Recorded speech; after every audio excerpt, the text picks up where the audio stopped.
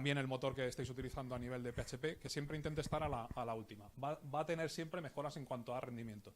Y también pensar que, al igual que decía antes Moncho, el tema de la medición, cada vez que haya algún cambio de estos, es posible que afecte a vuestra velocidad, ¿vale? O a el performance, el rendimiento de vuestra web. Es decir, lo que se hace normalmente, actualizo, veo que todo funciona, no se ha roto nada y a lo mejor no mido, pero a lo mejor habéis perdido algo de rendimiento. Los sistemas también se degradan, al igual que los ordenadores, los servidores también se degradan. También hay que irlo midiendo en el tiempo.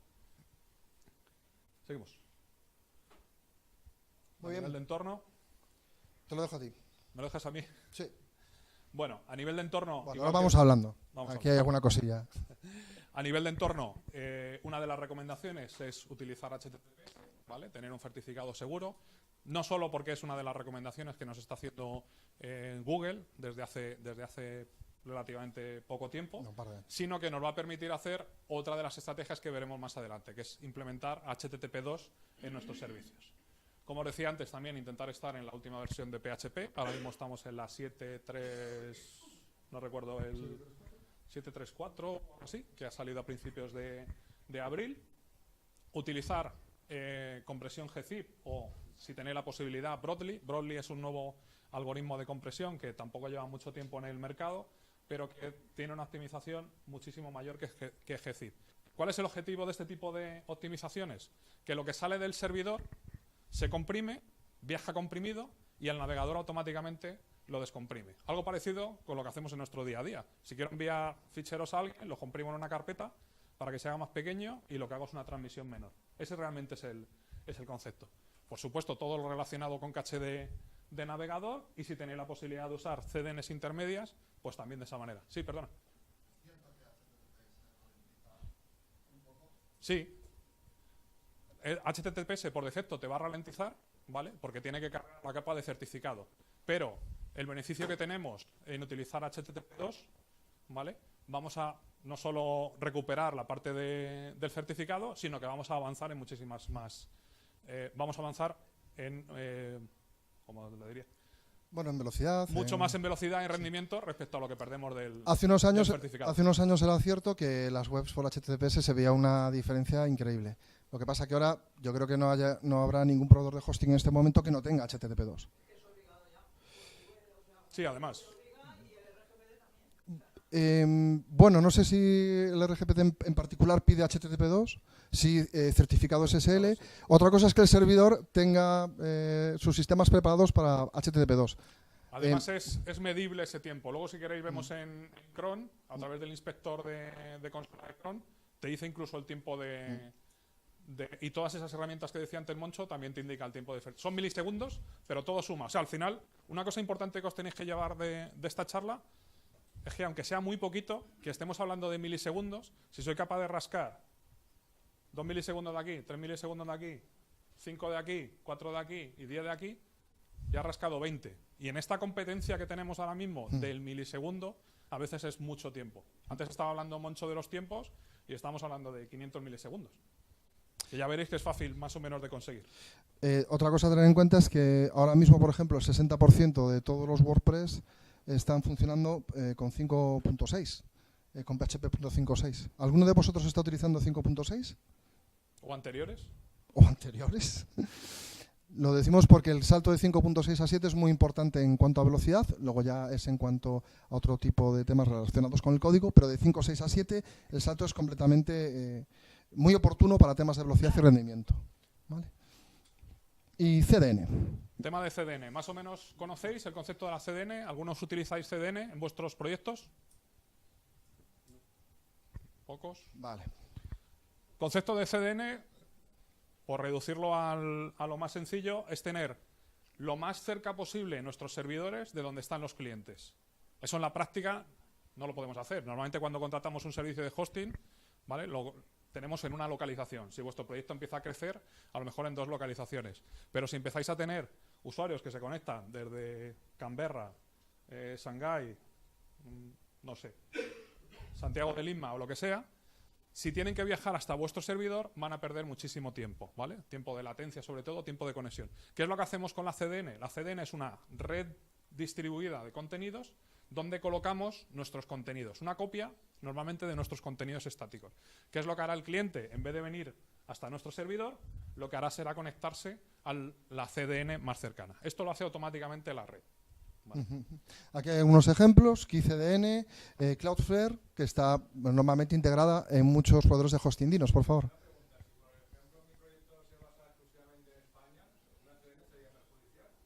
Si la CDN la estás utilizando, por ejemplo, en Estados Unidos, sería perjudicial. Porque sí. En tu caso concreto, que sería... Claro. Lo que te interesa entonces es que el CPD, donde esté alojado tu servicio, esté lo más cercano posible y con la mejor conectividad a vuestro cliente potencial. El estar más cerca muchas veces no implica mayor velocidad. Sí. Comprobado, además. En este caso lo que se recomienda es que os seis proveedores de hosting que esto lo tengan integrado en su panel de control, que no tengáis que tomar y daros de alta en un servicio para luego volver a proveedor de hosting. Unos cuantos de ellos lo hacemos. En el caso de Cloudflare, que sí tiene redes en España, tienes nodos en Madrid y en Barcelona. En nuestro caso, por ejemplo, que tenemos CPD en Ámsterdam, bueno, Chicago, Illinois, Londres, Ámsterdam y Singapur, los clientes que están ubicados en Ámsterdam, si activan su CDN, se ven beneficiados. Porque la gente directamente se conecta desde España. Es como si estuviera ubicado en España. Beneficios de la CDN, ¿vale? Lo que decíamos antes, entrega de contenido muchísimo más rápido porque está más cerca y además son servicios que están mucho más optimizados que los nuestros. La CDN además es capaz de hacer reescritura de HTTPS. Si nosotros no tenemos instalado el certificado, lo puede hacer ella. Es capaz también de hacer el minify del código en tiempo real. Utiliza los algoritmos de compresión que veíamos antes. Tiene además sistema de caché. Oculta nuestra IP ante posibles problemas de seguridad, tiene sistemas para ataques de denegación de servicio, un firewall, es decir, nos da además una serie de servicios adicionales a lo que sería la parte de rendimiento. Evidentemente, si estoy utilizando una CDN y la CDN ya me da este tipo de servicios, como hablaremos más adelante, no hagamos lo mismo. Es decir, si ya tengo activado gzip o deflate o broadly en la CDN, ¿para qué lo voy a activar en el servidor? Voy a ahorrarme también procesos. Esos son también conceptos de CDN, no hacer dos veces la misma cosa. ¿Vale? Así que por favor no tengáis dos plugins de caché, dos plugins que hacen minify. Lo digo muy seriamente. O tres. ¿Vale? Lo mismo con dos plugins de caché, perdón, de SEO, que también nos encontramos. Muy bien. Pasamos. Sí, claro.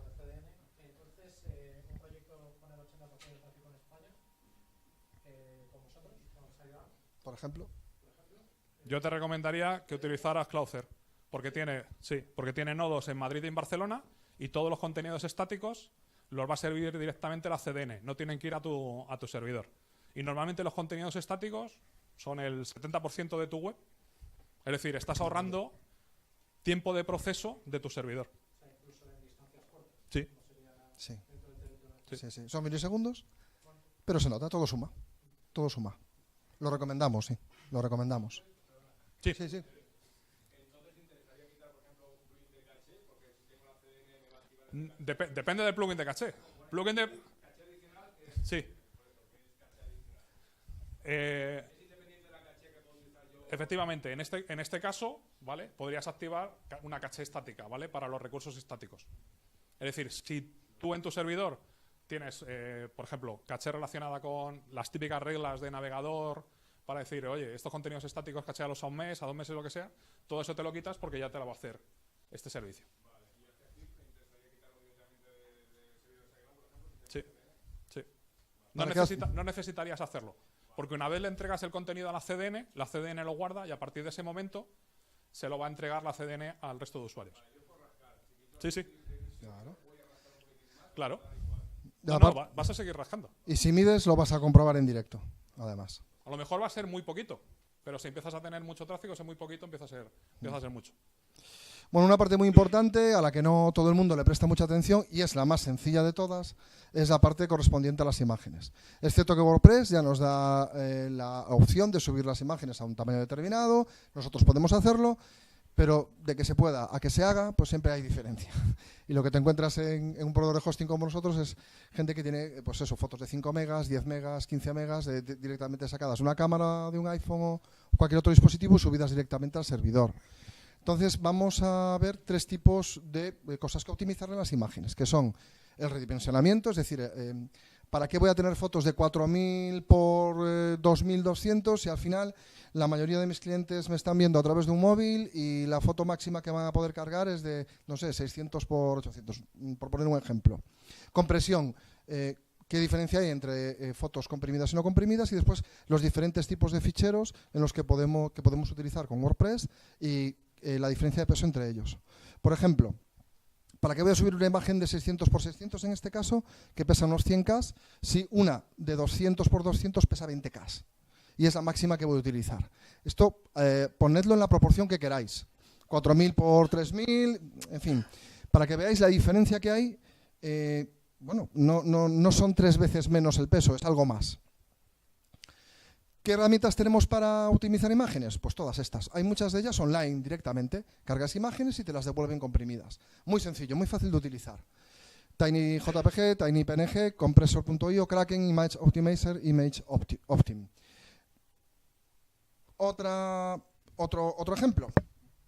Fijaos, también una vez que están comprimidas, fijaos en el tamaño, en el peso. Y la diferencia que vuelve a haber entre el tamaño comprimido y comprimido. Hablamos de 377K o 70K en una de 800 por 450, que ya sería un tamaño bastante grande. Es cierto que muchas tiendas de comercio electrónico buscan la exquisitez en la foto, es muy importante para vender el producto, es cierto, pero también es cierto que no hace falta fotos de muchísimo peso o tamaño para que el efecto y calidad se vea perfectamente en un móvil. Hay que tenerlo en cuenta y hay que hacer pruebas. Y después el tema de los formatos, muy sencillo. La misma foto, el mismo tamaño, diferente formato.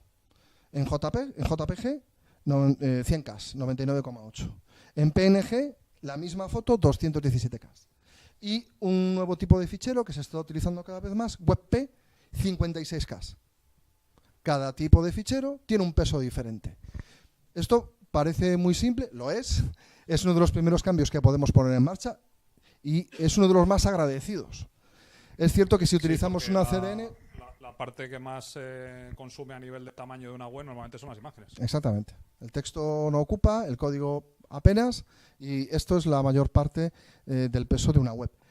Es cierto que si utilizas una CDN, las fotos y todo el contenido estático directamente aparece allí y prácticamente el servidor no tiene que servirlas, por decirlo así, valga la redundancia. Pero cuanto más optimicemos, mejor. Y estos milisegundos, centésimas de segundo se van a notar.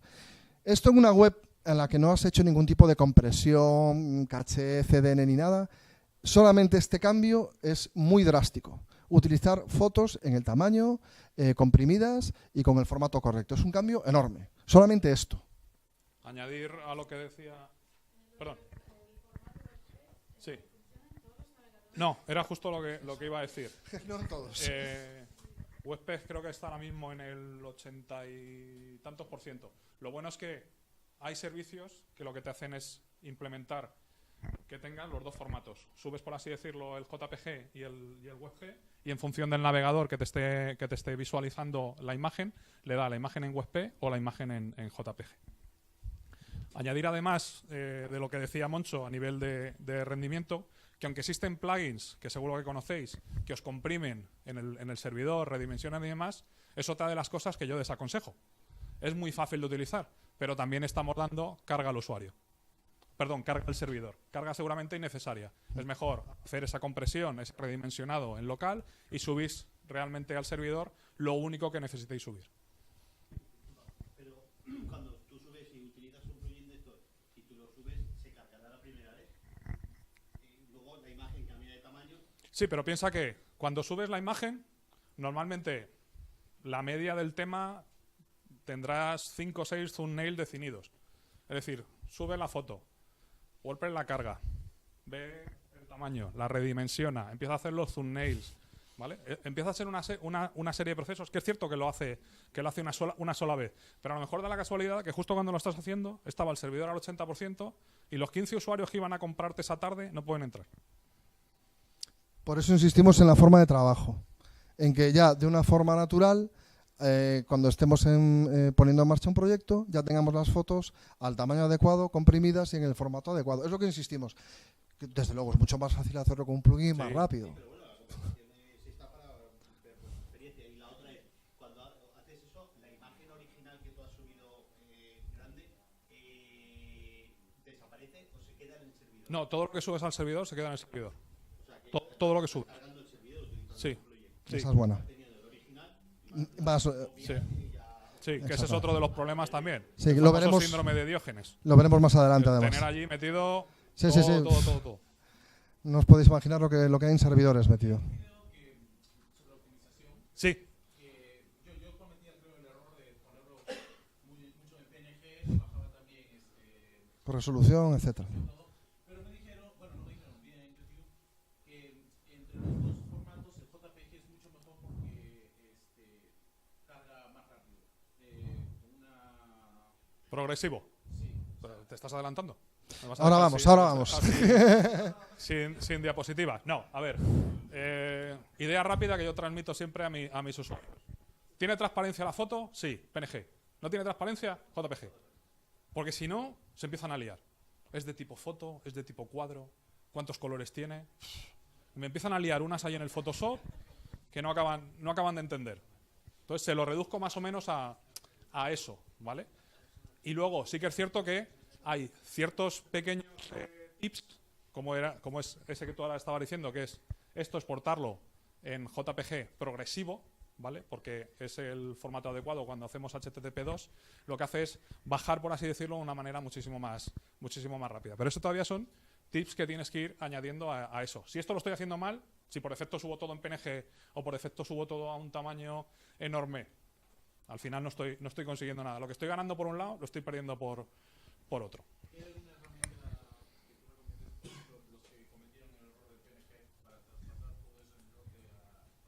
Seguro que existe algún tipo de plugin que te... Yo lo haría manual, pero es que yo soy muy de la vieja escuela. descargar las 700 fotos, trabajarlas con el Photoshop y volverlas a subir. Me parece un trabajo enorme en ese caso. Pero cuando te ahorras una cantidad enorme, Hombre, si tienes que modificar todo lo que ya tienes, pues, o sea, esto que estaba contando Moncho, un poco yo creo que la idea es que lo cojas del proceso del principio. Si ya tienes todo el servidor, yo ahí sí que te recomiendo subir un plugin que en servidor optimiza todo, comprime todo, proceso todas las fotos, ¿vale? En horario nocturno, que también se puede hacer. Se puede programar. Otro día podemos venir a montar una... hice la prueba con 2 plugins y no conseguí, con el sistema conseguí un 72% de ocupación menos. Joder, pues Está mal. se nota. Se nota. Entonces, yo... Sí. Dinos. Lo que decías de los plugins, a veces yo sí que lo he hecho para que el cliente luego no haga estas cosas que estábamos hablando. Correcto. Con protección. Sí. ¿Hay otro tipo de protección o les ponemos un plugin de esos y por lo menos que no suban imágenes enormes? A nivel de... Ahí... Explicárselo.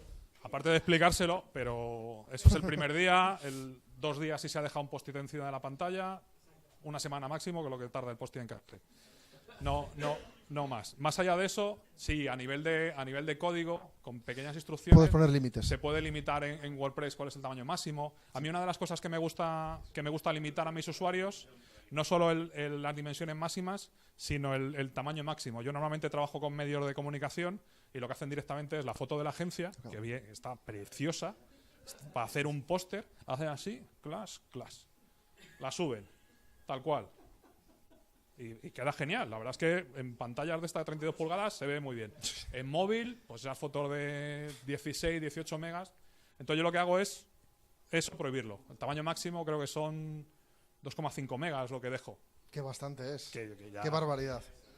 que ya. Al menos sin procesar, o sea, la que sueltan directamente a los archivos. Había por ahí, Borja.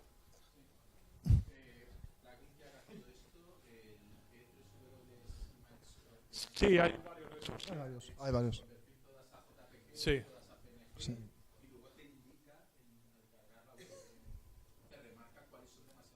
Sí.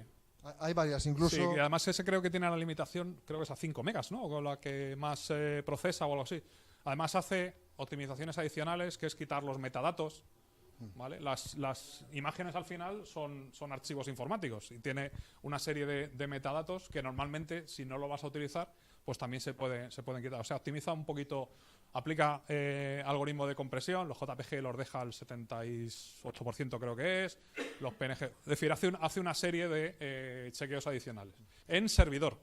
Pensar que eso lo estáis ejecutando en vuestro servidor, que puede que esté cargado o no cargado. Sí, en ese caso lo que decíamos antes, sí. Yo creo que es mucho más recomendable hacer un procesado de una vez en el servidor, o si sois un poquito hábiles, programar un cron todas las noches que lo vaya haciendo en las horas valle del hosting. ¿En horas valle? Pues nada, pues esa sería la solución ideal. Perfecto. ¿No había nada? ¿Seguimos? Perfecto. Estáticos código. Pues te lo dejo a ti también. Seguimos avanzando en el tema de optimización. ¿Qué podríamos hacer? Al igual que veíamos antes, desde el punto de vista del software y desde el punto de vista del entorno, ¿qué podemos hacer un poco más ya relacionado con lo que es el código? Algo muy sencillo, realmente no es una gran reducción lo que vamos a hacer, pero es comprimir aquellos archivos que son en formato texto.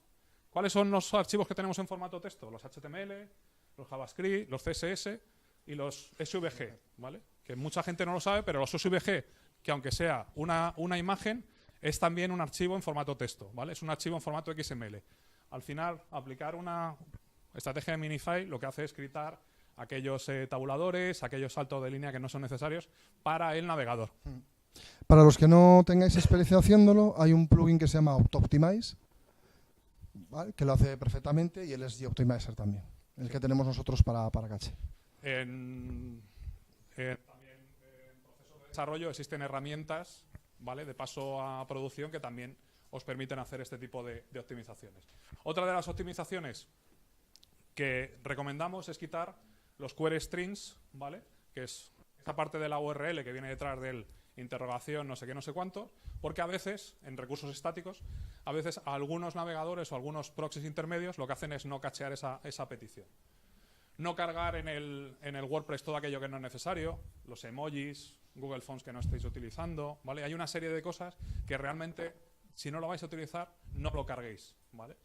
El heartbeat, que es ese famoso latido que seguramente en algún momento os ha generado algún problema en WordPress, porque lo que está haciendo es consultar, ¿vale?, cada cierto tiempo a WordPress para ver si ha habido cambios, sobre todo cuando estáis editando varios usuarios y demás. Se puede tanto reducir el tiempo, ¿vale?, o directamente eliminar. Y algo que recomendamos muchísimo, que es deshabilitar el propio cron de WordPress. No sé si lo sabéis, pero cada vez que hay una petición a WordPress, hay un proceso por detrás, ¿vale?, que mira a ver si hay algún cron pendiente. Un cron es una tarea que se ha quedado programada en el tiempo y que se ejecutará cada X tiempo. Si ese cron no lo tenemos optimizado, es como si cada vez que vienen a vuestro servidor, por así decirlo, estuvieran haciendo el doble de peticiones, ¿vale? Si tenéis muchos plugins con muchas peticiones por detrás, pues lo que decía antes Borja, el tema de optimizar imágenes, el típico plugin de backup, el típico plugin de SEO, muchísimos plugins tienen una serie de tareas. Lo que recomendamos es deshabilitar el cron interno de WordPress, que es simplemente una instrucción en el wp-config, y habilitarlo desde el servidor. Normalmente entráis en vuestro cPanel, hay una función que pone trabajos del cron o cron jobs o lo que sea, y lo que hacéis es, con una instrucción, simplemente hacer vosotros la llamada. Cada X minutos. Sí, perdona. Pero si hiciéramos eso, impediríamos que un cliente, por ejemplo, pudiera programar la publicación a futuro de un... No la pierdes. Lo que estoy haciendo es deshabilitarla del cron y decir, por ejemplo, cada 5 minutos chequea si hay publicaciones pendientes. Pero desde el servidor.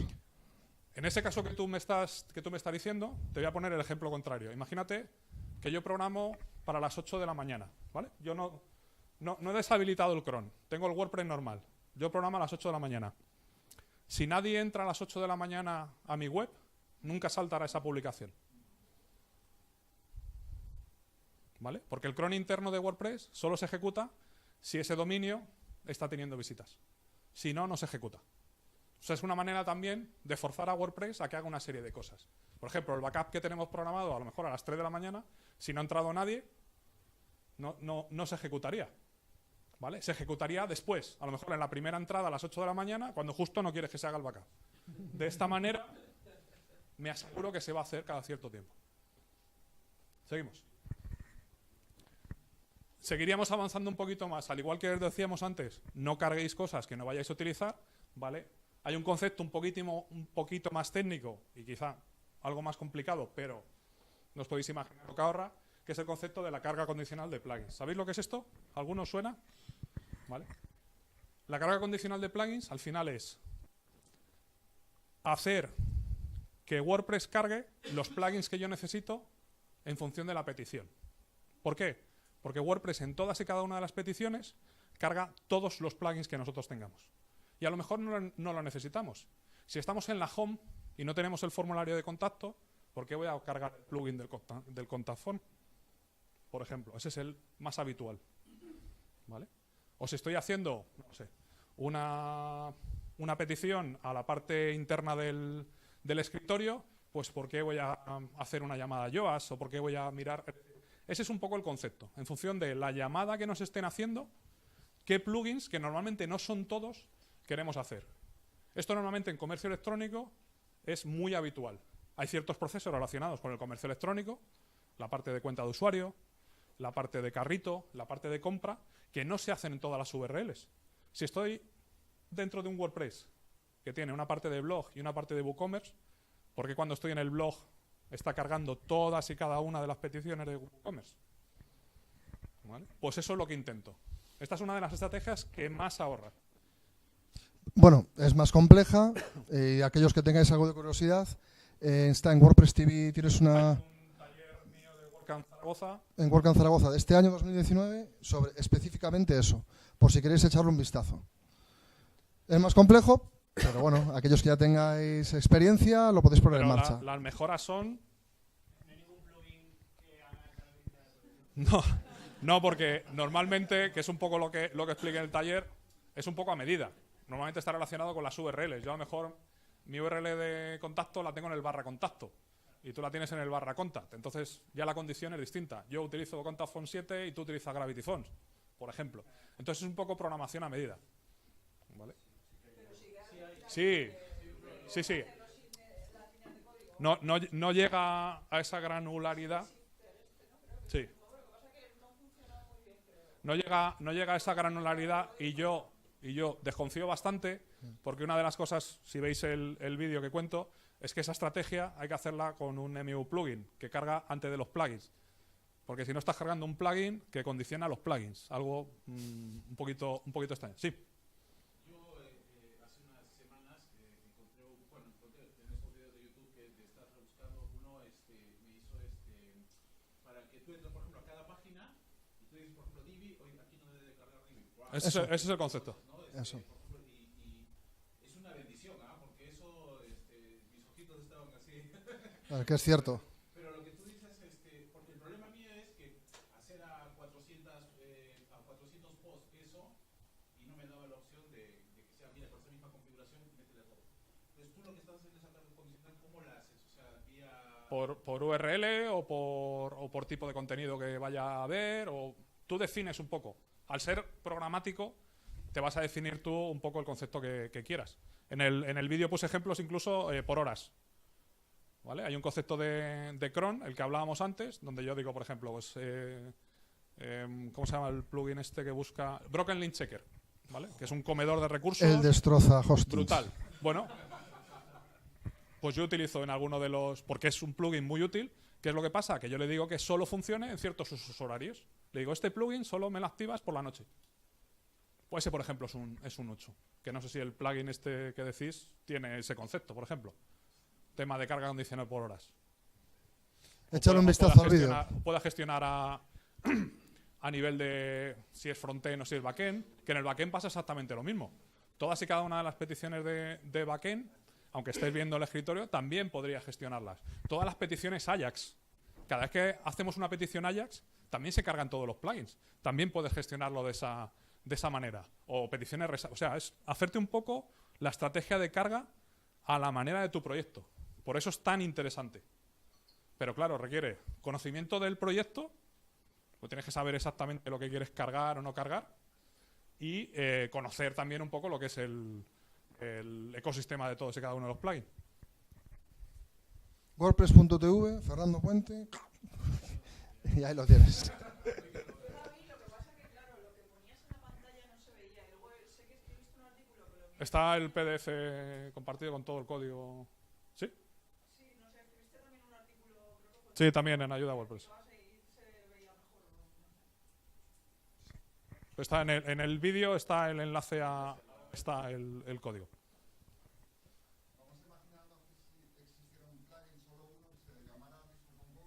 Sí. Sí. Sí. En este concepto es o cargar o no cargar. ¿Tú quieres ya una cosa específica? Dime.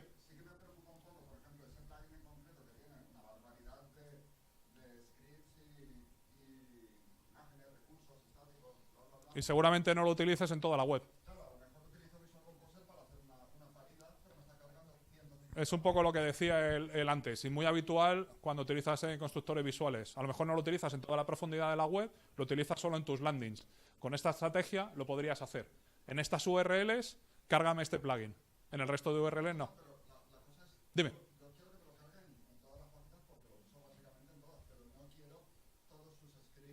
Eso es otro concepto. Eso no, en este caso es solo o sí carga o no carga el plugin. Se podría hacer igual, desencolando aquellos scripts que no necesitas en cada una de las peticiones. También se puede hacer. Se puede hacer también. ¿Seguimos? Vale. Tema controvertido. Tema de carga condicional. Por supuesto, utilizar un plugin de caché. Eso lo vemos, se ve más adelante. Vale. En CSS, no utilizar los @import, que perjudican también en el tema de rendimiento. Y algo un poquito pues bastante novedoso. ¿Cuántos estáis utilizando WordPress por encima de la 5? El resto que hacéis que no actualizáis. Y dejad la mano. ¿Y cuántos de los que estáis no usáis Gutenberg?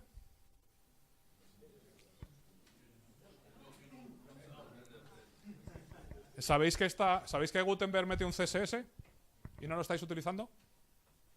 Pues eso es un poco lo que tú quieres hacer. ¿Vale? Es decir, yo puedo tener WordPress 5, lo que pasa es que WordPress 5 por defecto me inyecta en una librería de bloques que se la envía al cliente, aunque yo no esté utilizando bloques. Es algo parecido a lo que tú quieres hacer. Entonces, en este caso, como no utilizo Gutenberg en toda mi web, lo quito, pero tú lo podrías hacer por peticiones. Estos scripts, que normalmente tienen un identificador, pues estos scripts o estos CSS, desencólamelos. ¿Vale? Ese es el concepto exactamente igual. Bueno, que se ha despertado. No, ¿es aconsejable quitar Gutenberg si no lo estás usando? Para poner el plugin que... No se puede quitar. Bueno, realmente se puede desactivar. Se puede desactivar. Yo lo que te diría es, si no estás utilizando, si no estás maquetando, por así decirlo, con bloques, quítate ese CSS, que creo que son 14K o algo de eso que le estás enviando de más al cliente. Le estás enviando un montón de CSS que realmente tú luego en las páginas no utilizas. Sería otra optimización.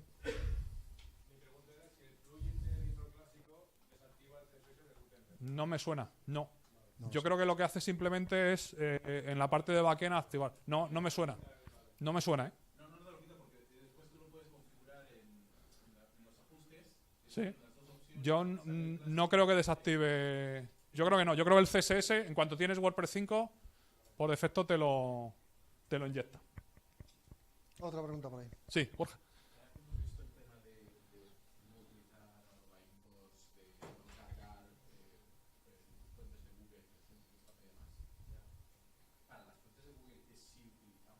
¿Sí? Bueno, esa es una esa es una pregunta buena. ¿Tú tienes mejor servidor que Google?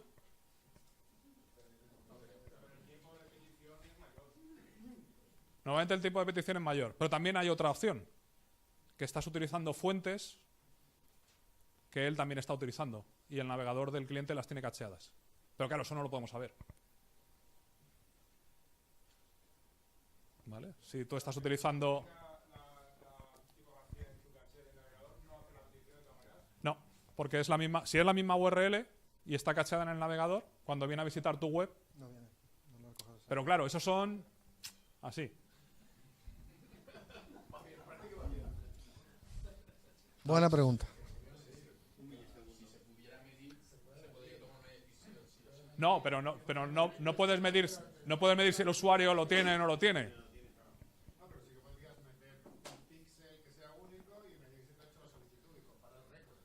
Sí. Yo creo que vas a perder más tiempo en la fricada, como dice Fernando, que en lo que vas a ganar, ¿vale? Mi primera recomendación sería no utilice la fuente de Google, que eso es muy complicado. Porque desde que hemos aprendido a usar la fuente de Google, son gratis y los clientes la han visto, esto es un show brutal. O sea, no hay web con menos de 5 fuentes, 6 grosores, y cargas el cirílico, el hebreo y todo lo que haga falta por si acaso. Por si acaso. Y métele emojis y todo lo que haga falta. ¿Vale? Es complicado. Pero la primera recomendación desde el punto de vista de optimización es no las utilices. Oye, que las utilizo. Vale. Recomendaciones. Por ejemplo, haz una sola llamada en vez de 5. ¿Sabéis que se puede compartir la llamada? ¿Vale? Aunque tengamos 5 fuentes de Google que vayamos a utilizar, lo podemos hacer todo en una sola llamada, con los grosores que solo voy a hacer, con los encodings que solo voy a utilizar. Al menos optimizar eso. ¿En qué punto lo llamo? ¿Arriba? ¿Abajo? ¿Hago un prefetch por delante? ¿No lo hago? De la DNS, para saber que eso también lo puedo hacer. Pero eso ya es... ¿Puedes cargar? Sí, claro. Sí. O puedes cargar incluso un CSS inyectándolo con jQuery después de que haya hecho. O sea, pero se producen los efectos FOUT estos de que no tengo fuente y de repente hace y se pinta. O sea, que es que luego también habría estrategias como la que decía antes Moncho, incluso en el tiempo de repintado, que es otra de las variables que ahora también mide Google.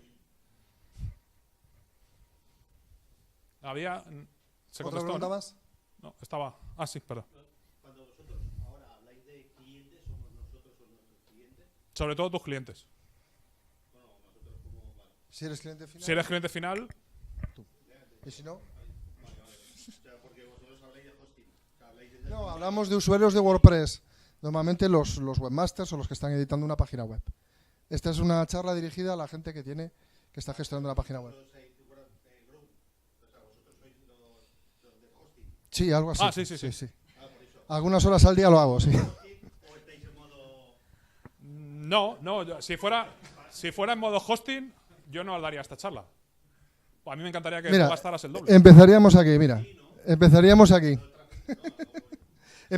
aquí.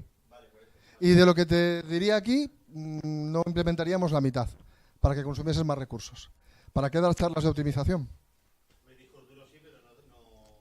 No, disco duro no es un tema de disco duro. Es un tema de CPU, de RAM, de muchos más factores. Todo va en cadena, además. Es más, nosotros lo que queremos es que los clientes aprendan este tipo de técnicas, porque al final el resultado de sus clientes es lo que más les va a gustar. Es lo que yo quiero aprender, o sea, utilizar el recurso que yo estoy pagando de hosting, utilizarlo y que pagues lo menos posible. Sí. Nosotros preferimos un cliente que pague menos pero esté más contento, que uno que es como ha ocurrido durante todos estos años en todos los proveedores de hosting en los que he trabajado, en los que nadie se ha ocupado de optimizar nada y los comerciales, nosotros no tenemos departamento de ventas, los comerciales se dedicaban a engordar esos servidores virtuales dedicados, vender más cada vez, simplemente porque no había una cultura de que los clientes supiesen de esto o los webmasters no supiesen de estas técnicas. Siempre ha habido optimización, pero no todo el mundo la ha puesto en marcha. Y ahora, gracias a WordPress, plugins y este tipo de técnicas, es muchísimo más fácil hacerlo y está al alcance de todos. Si nosotros quisiésemos vender más recursos, no haríamos ni la mitad de lo que hay aquí en nuestros servicios. Entonces, al final, cuanto más rápido vayan las webs de nuestros clientes y los usuarios de estas webs tengan una mejor experiencia, mucho mejor para todos. Es básico.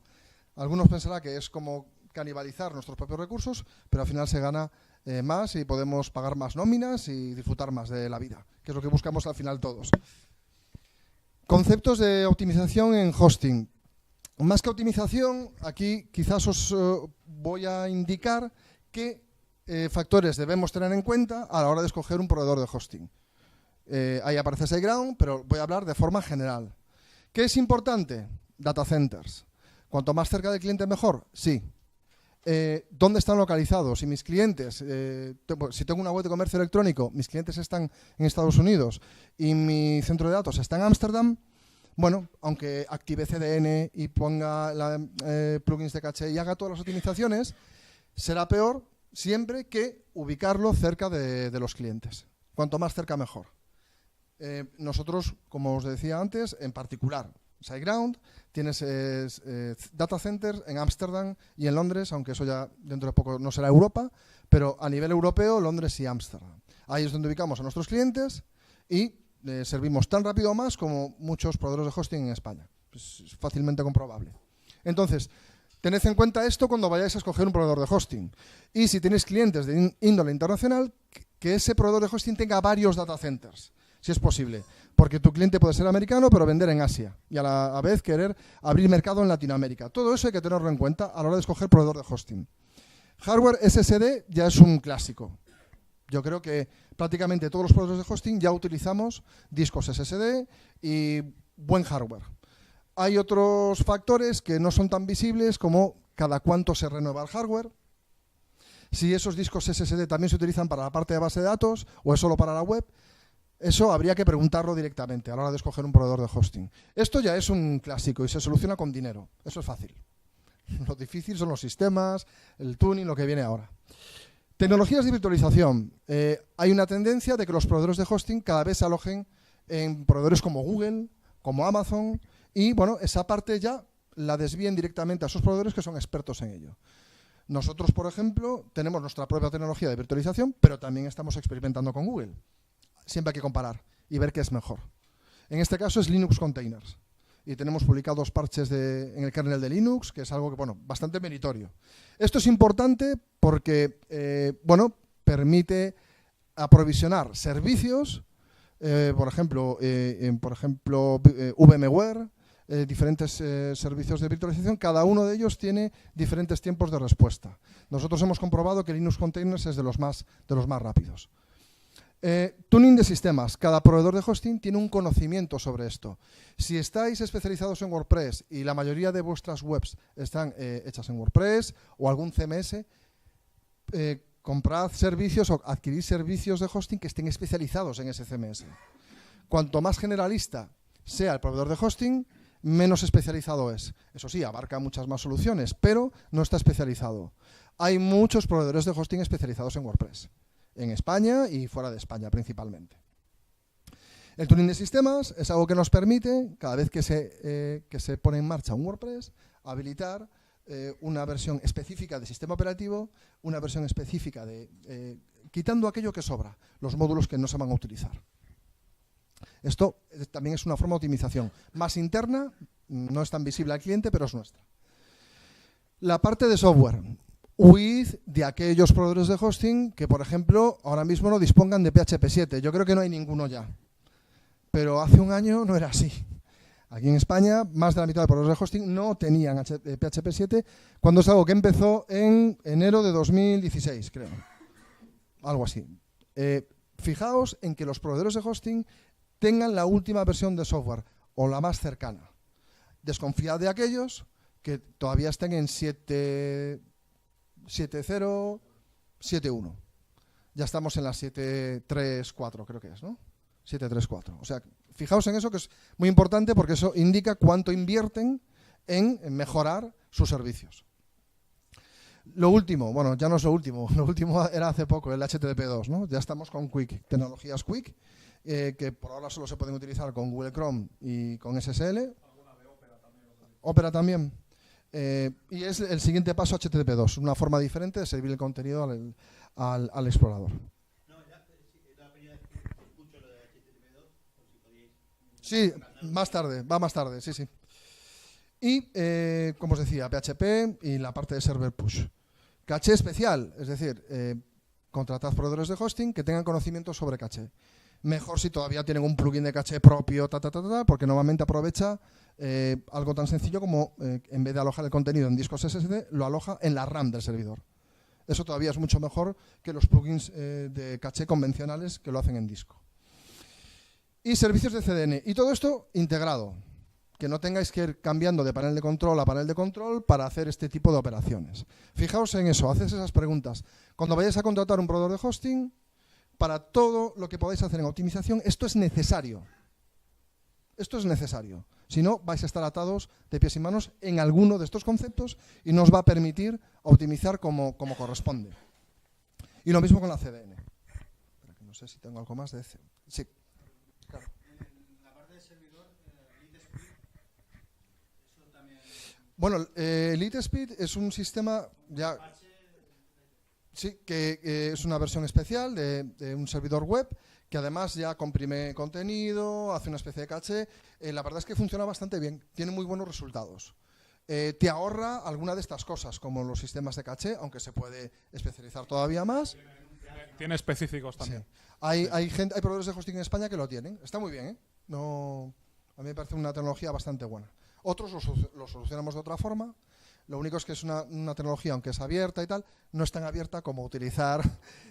Sí. No es un tema de invertir más o menos, que también hay proveedores de hosting que se lo pueden pensar, pero sobre todo porque implica un conocimiento nuevo, formar a la gente, y si alguien ya está especializado en esto, por ejemplo, pues bueno, salvo que los resultados sean mucho mejores, que en este caso no lo son, pero sí es más cómodo, porque prácticamente haces muchas optimizaciones simplemente por el hecho de alojarlo allí. Temas de caché. Como os decía, hay muchos plugins. Si vuestro proveedor de hosting tiene alguno ya hecho por ellos y aprovecha mejor el rendimiento del servidor, mejor. Si no, tenéis el más complicado de configurar, por decirlo así, el menos complicado de configurar dentro de los externos y, por ejemplo, el nuestro. Que, bueno, el nuestro en particular ya se ha convertido en una suite de optimización.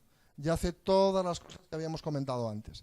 Minimizar contenido, el tema de JavaScript, las imágenes, ya lo hace todo. Pero bueno, hasta ahí el claim de SiteGround. Hay 3 tipos de caché. Podemos utilizar cada uno de ellos dependiendo del tipo de proyecto. La estática simplemente pues, es un tipo de caché que todo lo que sea contenido estático lo almacena para que los usuarios, cada vez que viene una petición de un usuario, no tenga que volver a cargarlo de disco. Dinámica lo que hace es guardar una copia, por decirlo de una forma sencilla, de todas las páginas HTML que generan las páginas PHP, de forma que no tiene que ir a volver al servidor a volver a hacer la operación y generar ese HTML. Memcache lo que hace es un tipo de caché que recoge o guarda las queries más utilizadas para ahorrar también ese recurso, y luego la caché de objetos, que en vez de hacer una caché de una página entera o de un contenido entero, lo hace de ciertas partes de la web. ¿Cuándo utilizamos cada una de ellas? Bueno, dependiendo. La estática siempre, yo creo que siempre la podemos utilizar. Y una pregunta, ¿es redundante con la CDN? Sí.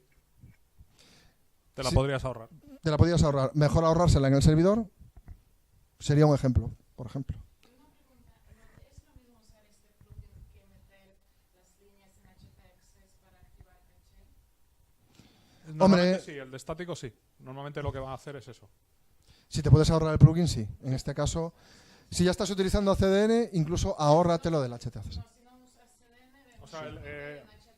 Sí. las líneas, pero eso simplemente es para decirle que aquellos objetos estáticos que van a ir al navegador, que los guarde el navegador, ¿vale? Con esto añadirías a nivel de infraestructura del hosting, ¿vale? Que no estén almacenados en tu servidor, sino en una caché intermedia. O sea, no tendría que venir hasta tu servidor. No sé si me he explicado, ¿sí? ¿Pero el plugin hace lo mismo o no? El plugin haría una parte más, que es guardar en el servidor esa versión de estáticos. Entonces, ¿tú qué recomiendas? De caché yo recomiendo todo. Todo, y la de objetos, y la de base de datos, y la de navegador, y si hacéis una Progressive Web App todavía mejor, o sea, la caché es la solución ideal. No, pero digo que si metemos HTML en estas líneas También. el plugin También. son las dos cosas. Sí. Pero, como decía antes, si tienes una CDN por delante, que es algo redundante, te quitas lo otro. Todo lo que podáis quitar como redundante, sí. No nos olvidemos que al final WordPress tiene un consumo alto de base de datos. Es así. Nosotros podemos hacer lo máximo posible para que el consumo sea menor y la verdad es que las herramientas de caché ayudan bastante en todo esto. El mayor cuello de botella que tiene WordPress, todo este tipo de CMS, open source y software libre, es la parte de base de datos. Por tanto, es donde más debemos trabajar. Ojalá todo fuese estático y HTML plano, pero no es así. Ojalá. Creo que antes levantaron por ahí la mano.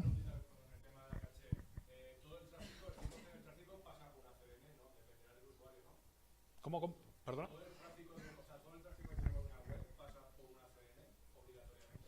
Si lo tienes Sí, activa, si la sí. tienes activada.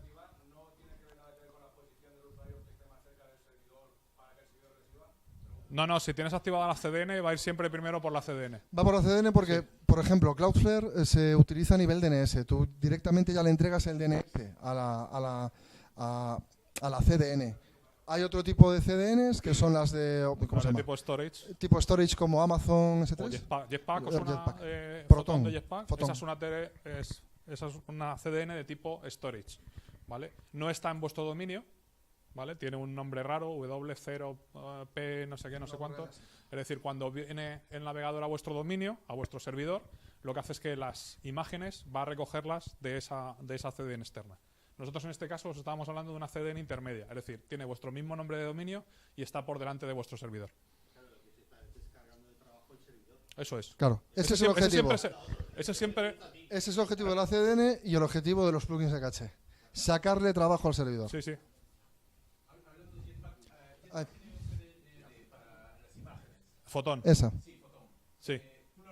No. Ya está. Por una razón muy sencilla. Si son imágenes de tuyas propias, las estás en cuanto las alojas en Photon, las estás alojando en un dominio que no es el tuyo. O sea, tema de indexación. Afecta a SEO. Va a tener más rendimiento seguramente, pero si son imágenes, si es contenido mío, quiero tenerlo sobre mi dominio. Y prefiero utilizar una estrategia de una CDN por delante y que las sirvan esas imágenes con mi nombre de dominio, ¿vale? Desde esa CDN. Borja.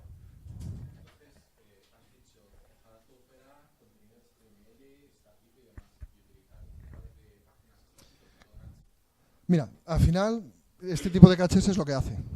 O sea, en el fondo, si el punto débil de WordPress o cualquier tipo de No, CMS... de cualquier CMS. Cualquier cosa que sea dinámica, el punto débil es la base de datos. Es la base de datos. Pero esto está en estas herramientas para convertirlo todo en estático. O sea, para eso están los sistemas de caché. Ese es el objetivo, optimizar desde el punto de vista dinámico, pasarlo al estático para servir el estático.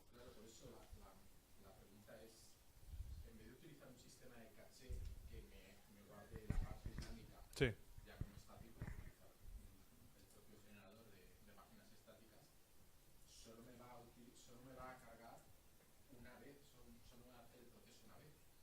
Si tú no tienes cambios en tu web y nadie interactúa con tu web y demás, pues seguramente sí. Pero entonces yo te preguntaría, ¿entonces para qué tienes un CMS?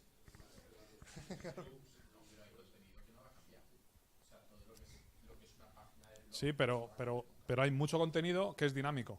Los comentarios, el login de usuario, el formulario, añadir al carrito, comprar. Eso en HTML complicado de hacer, ¿eh? Esa es un poco la diferencia. ¿Más preguntas? Si todo iba a ser estático, lo que yo te diría, entonces ¿para qué quieres un CMS? De todas formas, perdón, ¿hay alguna iniciativa como Stratic Sí. desde Israel que se dedica a eso? A convertirlo todo en estático. Todo. Pero bueno, aún queda para que eso.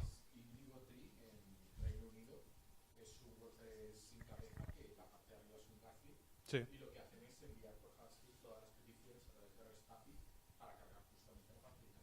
Claro. Muy bien. En nuestro caso, ¿cómo se graba? Se me ha perdido.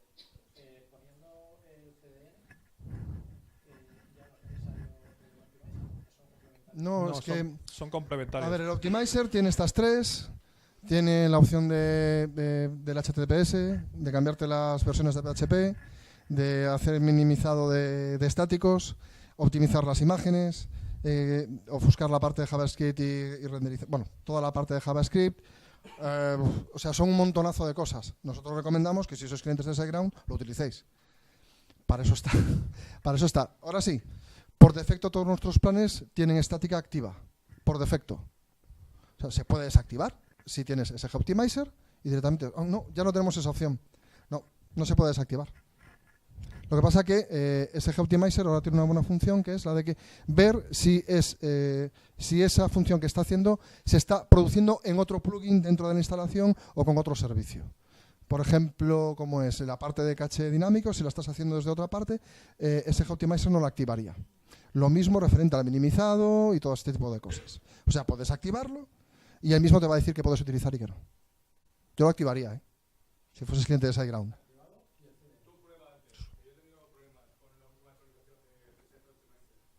¿Qué problema tuviste?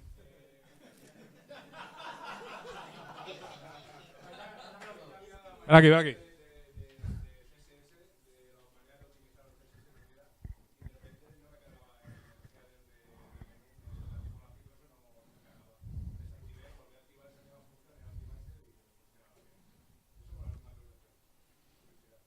Vale, vale. Gracias.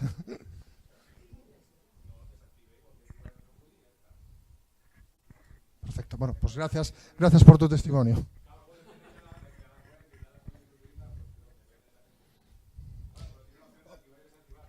Si tú encuentras algún bug o algo que no funcione bien, pues comunícanoslo, que lo agradecemos mucho. Nosotros testeamos mucho y muy duramente, pero a veces hay otros escenarios que no son los nuestros en los que se descubren otro tipo de cosas. Te lo agradeceríamos mucho. Normalmente los errores de Minify, tanto de CSS o de JavaScript, es porque alguna de las líneas no está bien cerrada o te falta alguna llave o alguna cosa de esas. ¿Vale? Porque al final son procesos automáticos, o sea, que quitan a saco, por así decirlo, y si en algún momento... Suelen fallar mucho los JavaScript. Si el JavaScript está mal construido, te ha dejado un comentario por ahí abierto, se interpreta bien, pero si empiezas a quitarle saltos de línea y demás, empieza a fallar. O una codificación de caracteres. A mí en proyectos internacionales me ha pasado. Típico comentario que han puesto con caracteres kanji y falla. Normalmente suele venir por ahí. Seguimos. La parte de HTTP2 y Let's Encrypt. Ya estamos con el siguiente modelo, que es Quickie, el paso previo a HTTP3. Pero bueno, si en el antiguo HTTP 1.1 cada vez que nos conectábamos, se conectaba un usuario, el servidor enviaba cada uno de los objetos en una conexión. Estábamos acostumbrados a ello y nos parecía normal y funcionaba bien, pero había que mejorarlo. Llegó HTTP2, de forma que entregaba en una conexión todos los objetos y comprimidos, de forma que aceleramos bastante el renderizado, toda la entrega de contenido. ¿En qué estamos ahora? Bueno, estamos en Quick, que cambia un poco el formato. Si antes era un protocolo TCP/IP, pasamos a UDP. UDP, sí. Pasamos a UDP y entrega el contenido de otra forma.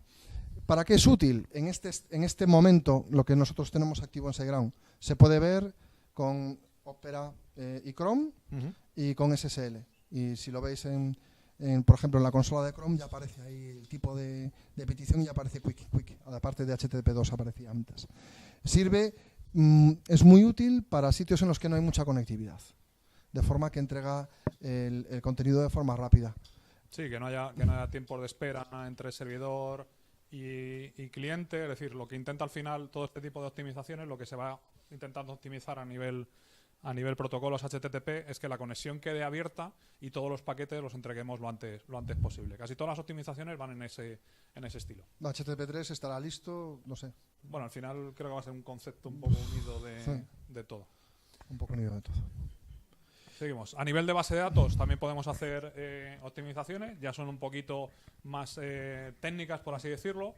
También podemos generar caché en la parte de base de datos, ¿vale?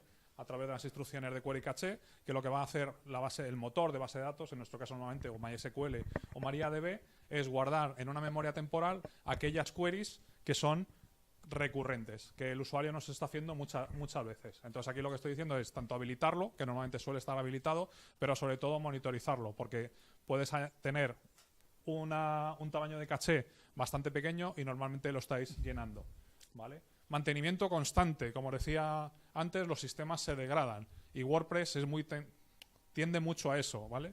Seguro que si habéis empezado a instalar, desinstalar, subir, bajar cosas, la tabla WP Option se llena, los user meta, los logs, es decir, hay muchas tablas que se llenan normalmente de datos que no vamos a necesitar utilizar. Utilizar siempre, revisar que el motor... Sí, Fernando. No sé si lo vas a comentar ahora, pero para apuntar que con el WP los comandos doctor y profile vienen muy bien. Sí, para ese tipo de cosas.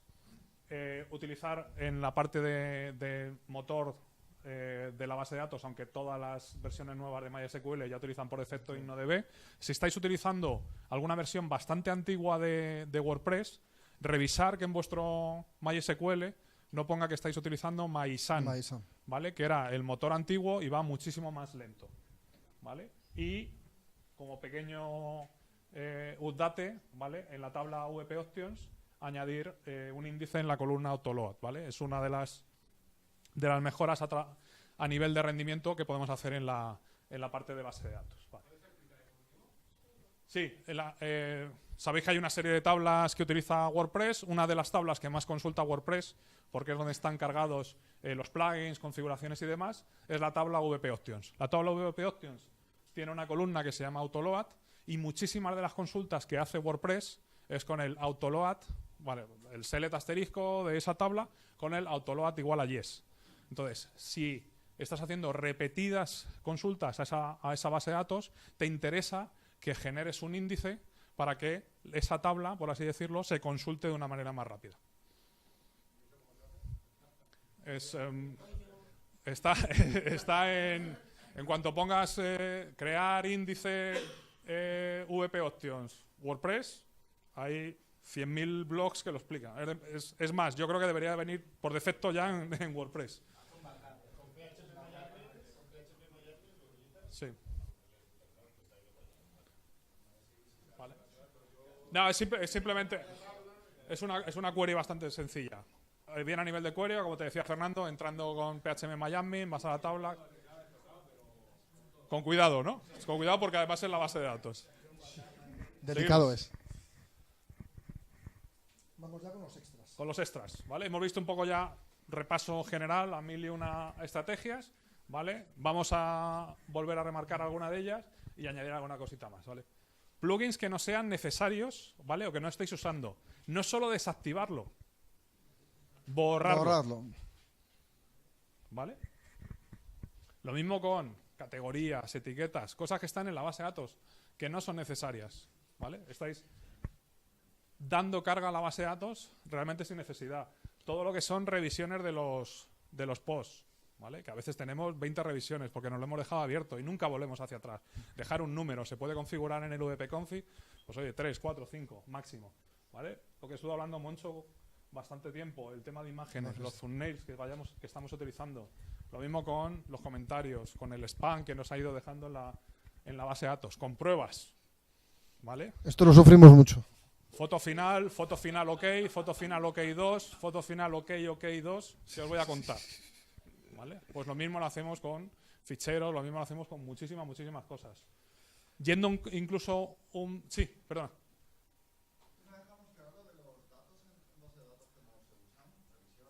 Sí. Tú cuando vas a... Te voy a poner un ejemplo de la vida real. Tú tienes tus camisas en el armario, ¿vale?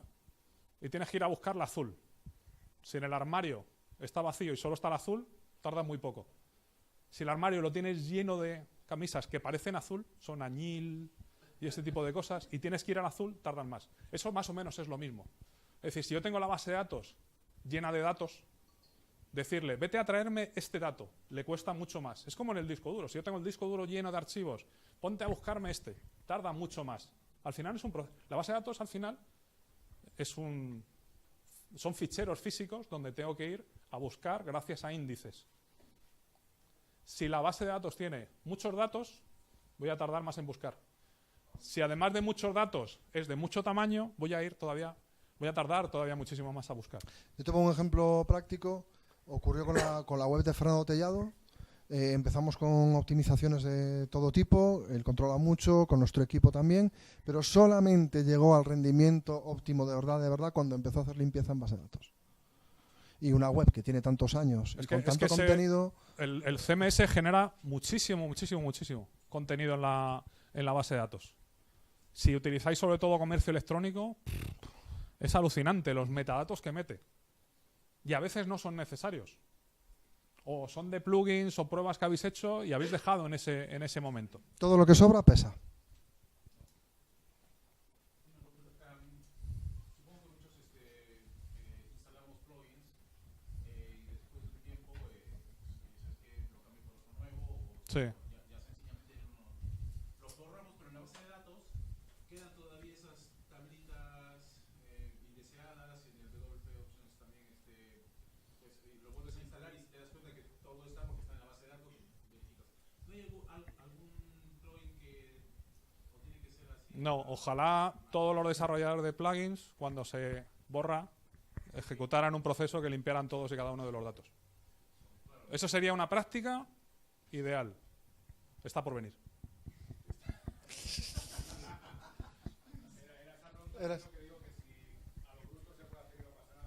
A lo bruto, hombre, Haz backup antes. a lo bruto con cuidado.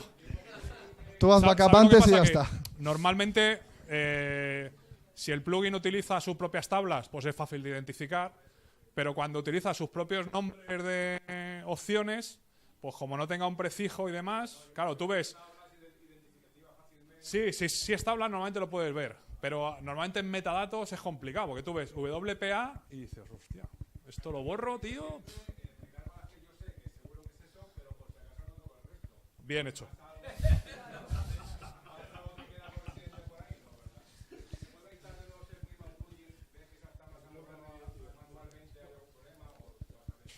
El ideal sería un proceso que hiciera un snapshot de la base de datos antes de instalar el plugin, instalas el plugin, te devolviera los cambios, te dejara apuntado todo esto que ha ido haciendo y cuando desinstalaras el plugin te dijera, y el plugin metió todo esto.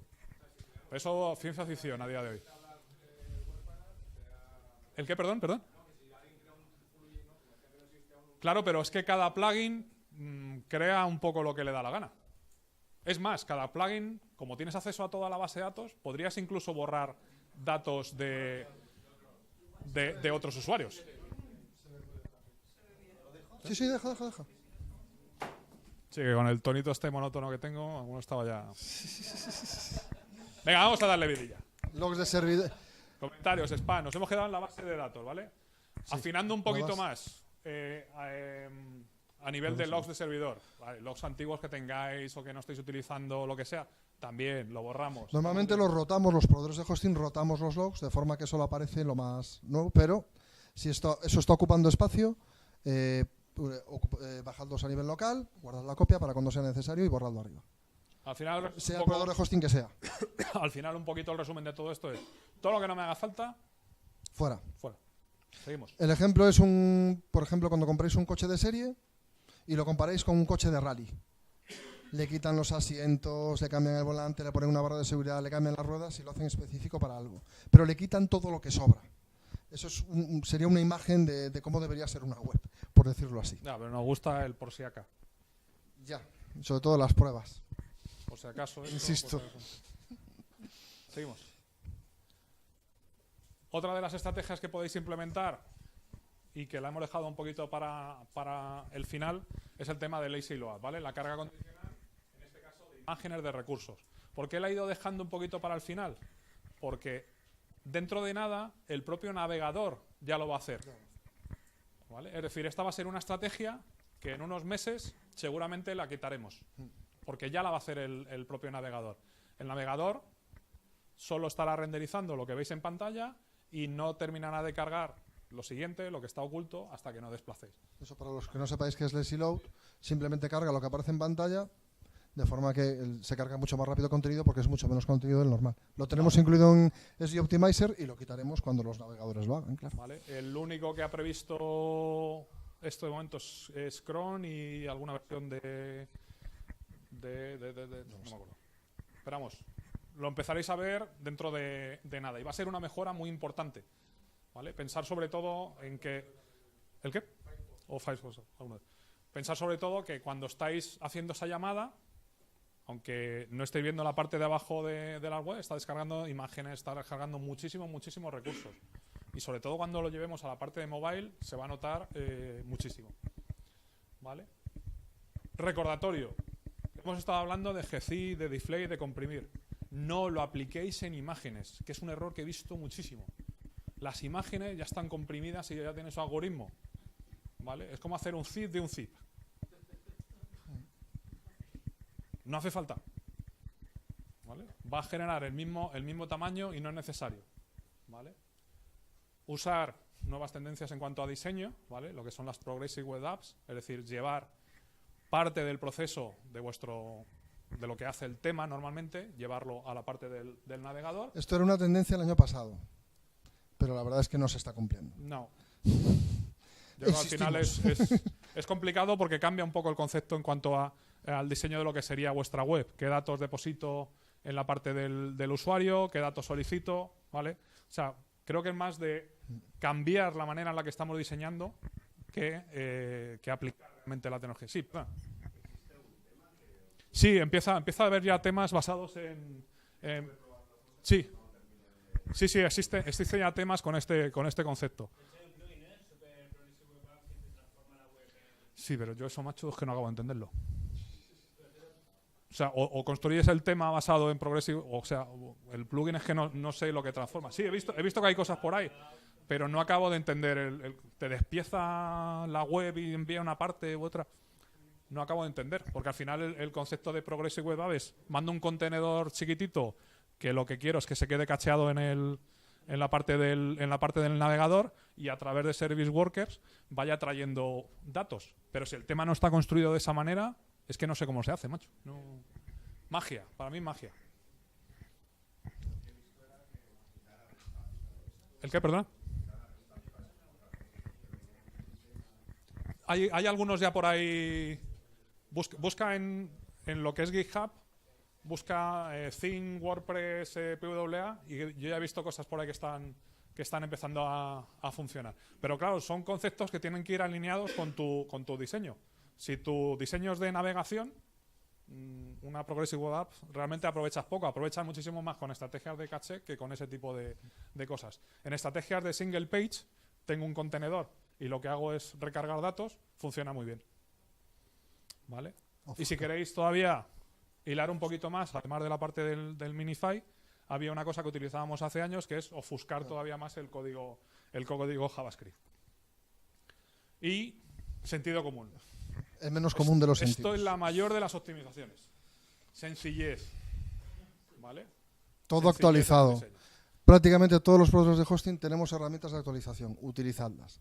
Muchos diseñadores y programadores no les gustan las actualizaciones automáticas. Pero bueno. Es que si funciona, ¿para qué actualizas? ¿No? ¿Para qué tocas?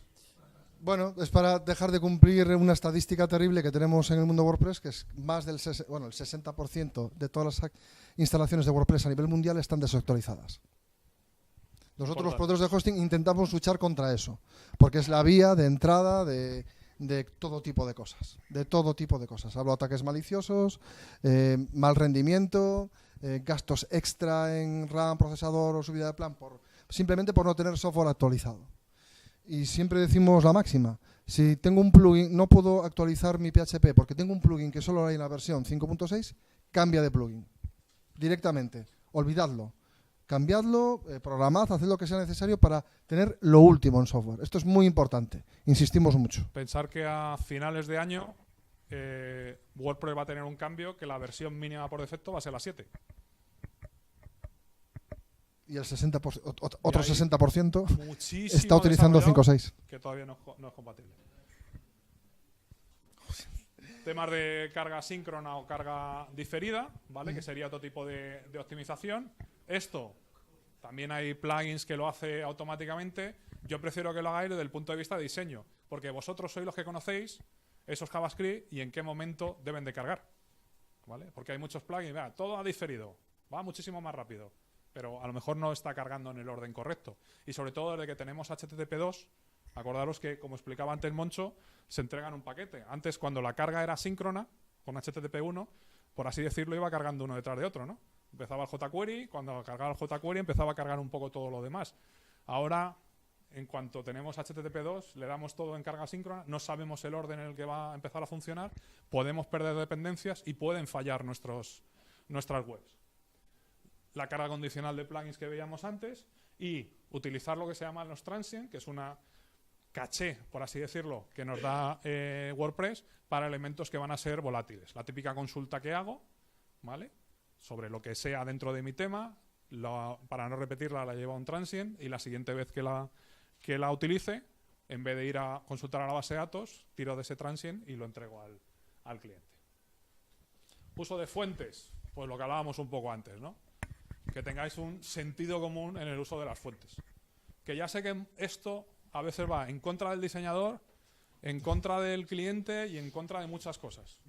Pues habrá que llegar a un término medio. Venga, Google Fonts sí, pero solo 3 y solo 2 grosores, ¿vale? No me metas 5.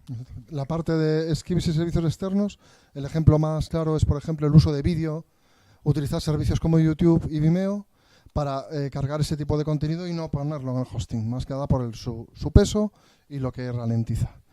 Y ahora una parte muy importante, Google ya está con Mobile First, o sea, pensemos en el móvil, pero de verdad. Pero de verdad, o sea...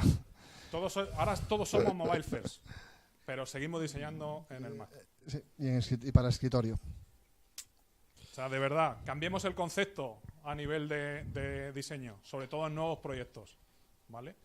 La web debería ser una extensión y siempre hacemos al revés. Diseñamos en web y ya sabéis, ¿no? El sidebar va abajo y ya tengo la mobile. No, es que a lo mejor no necesitamos los mismos elementos. Vamos a cambiar el concepto. Porque ahora mismo el tráfico, que seguro que lo estaréis viendo en vuestra web, 70%, 75% en móvil. Si sois un medio, 80%. Es decir, es mucho más importante pues partir de esos conceptos. Y sobre todo porque a veces estamos dando una mala versión para mobile simplemente porque lo que hacemos es de la desktop, este no, un media query, 2 media queries, 3 media queries. Prioridad en el pintado de la primera pantalla, que es al final un poco lo que nos va a determinar Google a nivel de rendimiento. Evitar el tema de redirecciones. En la medida de lo posible. Que también añade tiempo. Y conocer la dependencia de los scripts, por lo que decíamos antes. Y un tema un poco peliagudo. Los temas multipropósito frente a un tema hecho a medida. Todo el mundo os dirá que siempre va a tener mejor rendimiento un tema hecho a medida, pero a veces no lo podemos desarrollar o el cliente no tiene tiempo para desarrollar, ¿vale? A nivel de rendimiento siempre va a ser mucho mejor este. Siempre, porque está desarrollado a medida. Siempre va a estar desarrollado exclusivamente para el concepto del proyecto. ¿Por qué desaconsejamos o son menos óptimos estos? Porque al final los temas multipropósito son los if. ¿Vale? Son todo condiciones. Puedes hacer muchas cosas, pero al final cómo están construidos por dentro es a base de esas condiciones. Entonces el código no es tan óptimo. Aquí tenéis algunos sitios en los que podéis conseguir información sobre WPO. Un ebook directo, también hay un ebook de Fernando Puente sobre seguridad, está en la misma zona. Podéis verlo en la página de SiteGround, en el fondo de la página. Y luego en nuestro canal de YouTube de SiteGround España hay varios webinars sobre WPO y algunas charlas también grabadas. Sí, hay específicos además de caché, para cosas concretas, o sea que hay también alguno específico. Son gratuitos, aprovechadlo. Y ahora nos faltaba aquí... Bueno, AMP... nos faltaba alguna cosita más. Faltan muchas cosas. Es que el AMP no es una optimización estándar, es una optimización concreta. Sí, pero prácticamente está obligatoria. Pero si tú tienes un comercio electrónico, ¿es obligatorio? No, pero es que, por ejemplo, no puede ser obligatorio para todo, porque una página, por ejemplo, un periódico, perfecto, porque al fin y al cabo va a estar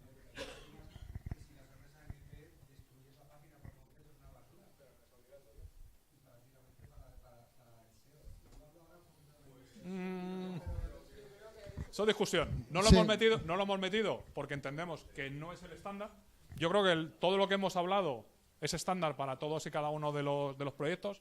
Son estrategias y técnicas que se pueden implementar. En el caso de AMP, yo entiendo que es una estrategia de optimización muy concreta y además para un objetivo concreto, que es el posicionamiento en Google. Que puede ser a lo mejor una intranet.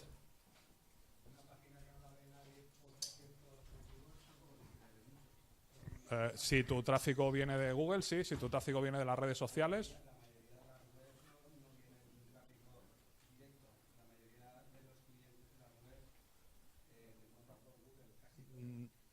Yo no tengo esa apreciación. Yo llevo muchísimos años trabajando con medios y el tráfico durante los últimos años ha venido de las redes, no ha venido de Google.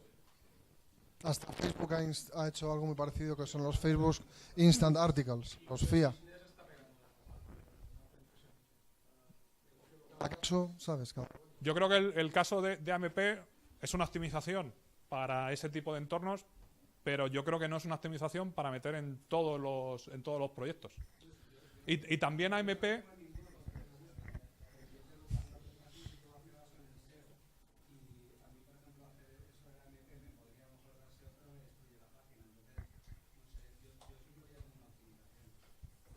Pero para ese caso concreto de Google,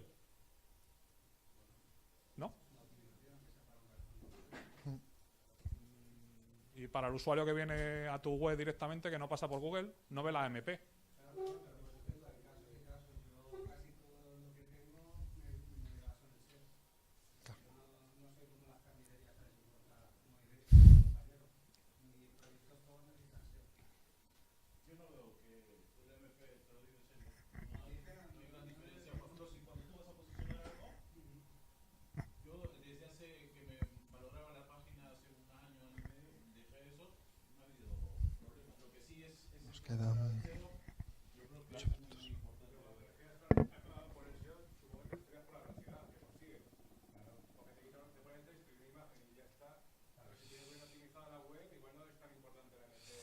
Bueno, al final las webs que van por AMP utilizan una parte de infraestructura de Google, por lo tanto es una ventaja para el buscador. Es cierto que va a haber que hacer un webinar de AMP.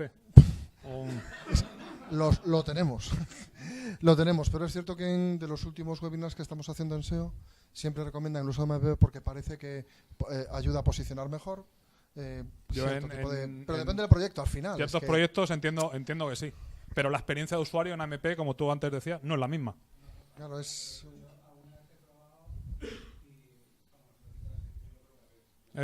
una experiencia completamente distinta, más limitada, más rápida, por supuesto, sí, eso sí. pero es muchísimo más limitada. Bueno, una de las cosas que nos gustaría que hicieras hoy es, aquellos que nunca habéis optimizado nada, que lleguéis a casa y reservéis en vuestro calendario un par de horitas esta semana o la que viene y hagáis alguna de las cosas que os hemos dicho. Hay muchas más sencillas. En cuanto empecéis a optimizar de una forma, desde lo más básico empezaréis a hacer cada vez más cosas. Lo más importante es que incluyáis dentro de vuestro trabajo diario, semanal, quincenal o tal, alguna tarea de optimización para que esto se refleje. Por ejemplo, lo de las imágenes.